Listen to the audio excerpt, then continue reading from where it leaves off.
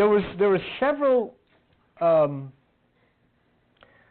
quotes that I saw, two in particular, that I wanted to share with you. One is going to be the foundation. If you'll stay with me, I'm going to start something new today to take you to where you've never been before, and to take you eventually to a place of the ultimate, connection. Let's let it go there.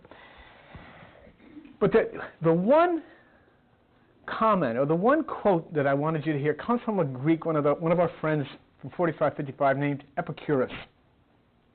And he said this: "He is not godless who scorns the God of the multitude. He is godless who accepts the opinions of the multitude concerning their God." He is not godless who scorns the God of the multitude. He is godless who accepts the opinions of the multitude concerning their God. Now, this is the one that eventually, as we get together here, and as we get down to this point of, how do I say this to you? Eventually down the road, we'll take you into something that I am really ecstatic about in this way, that I have suggested this to you for so long, not knowing that it is the prime meditation. How many, remember I've told everybody that asks me how to meditate, I've always said to people that I don't recommend that anybody teach you how to meditate, but simply go in and hold your breath. How have I told you? Hold your breath for 10 seconds or 15 seconds to shut down. Not knowing until I found out, when I had time to recollect and meditate and study this week, that this is probably the deepest Zen meditation, called the meditation of death. Because what it does, it takes you to that point where the breath stops. And when the breath stops, the light connection kicks in. Exactly what happens to a person when they die. But in this meditation, you don't die, but you touch that and you make contact with that same force that is available to those who do die. Only it's available to you too. And this is the quote, the Zen quote that I want you to take with you, which is going to be so meaningful to you as we go along. If you want to write this down, then it would be good if you did. Okay, this is in the realm of what we're talking about. To say something is exciting, this is. Okay, are you set? Okay. All right, here it goes. If you die, I feel like people don't have their pens yet. What is it? People don't all have their pens yet. How do you know?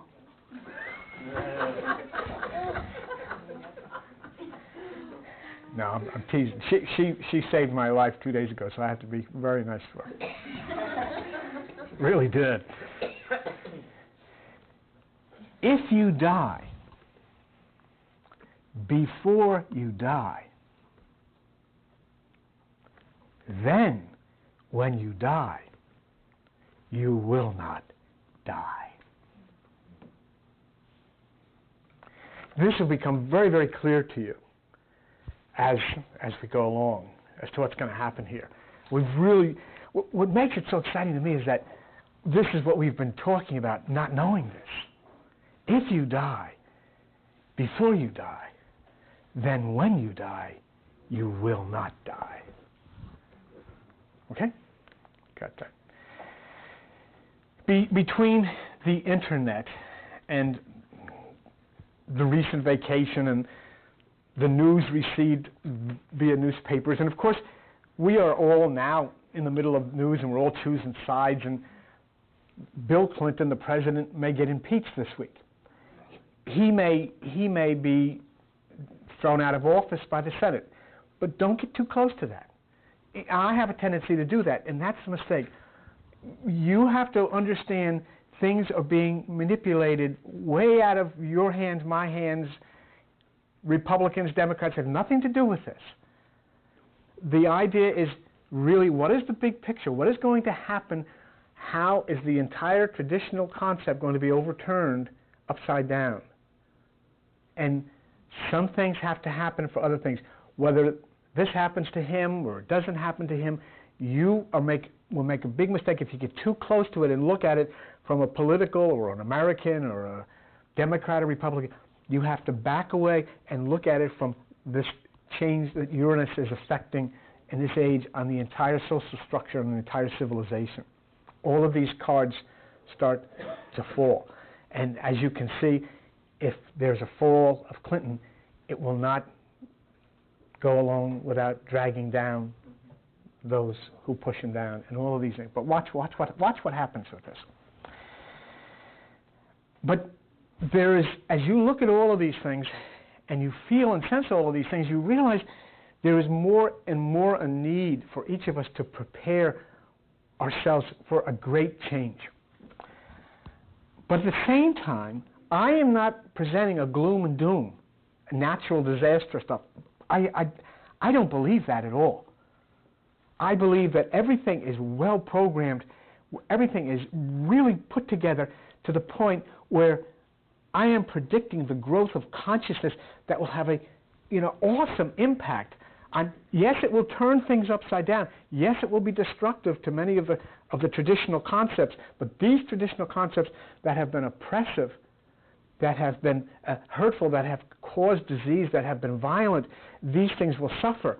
And in many instances, these are the very things that we cling to. You see, the point is everything is consciousness.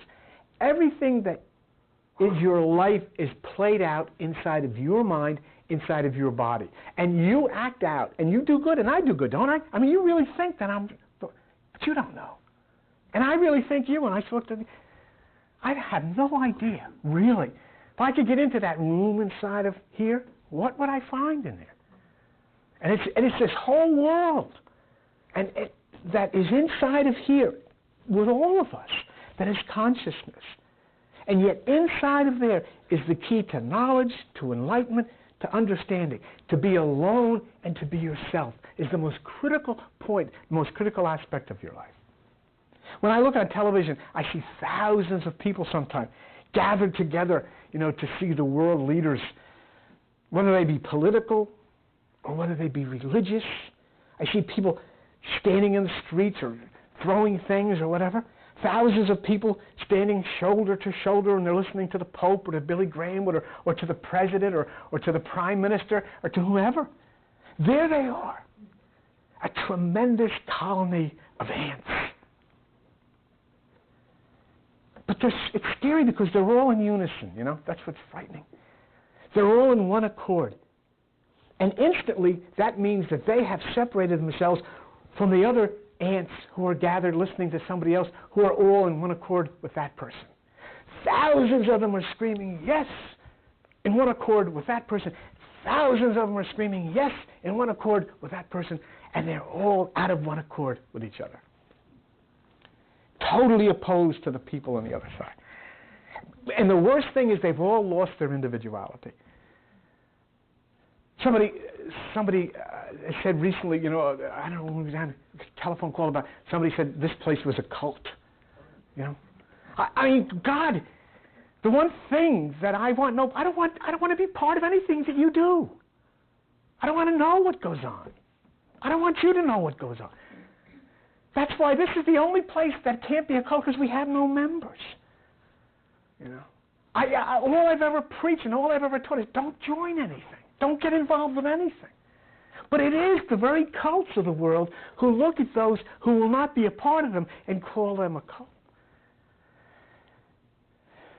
The cults are those who can't disagree with their leaders. You disagree with me all the time. It's fine.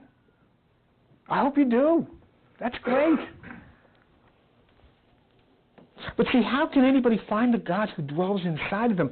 Because this is the point. When you belong to groups, you belong to religious groups, if you find the God that's inside of you, that God may prompt you to do something or think something that is contrary to what their group says. So they can't.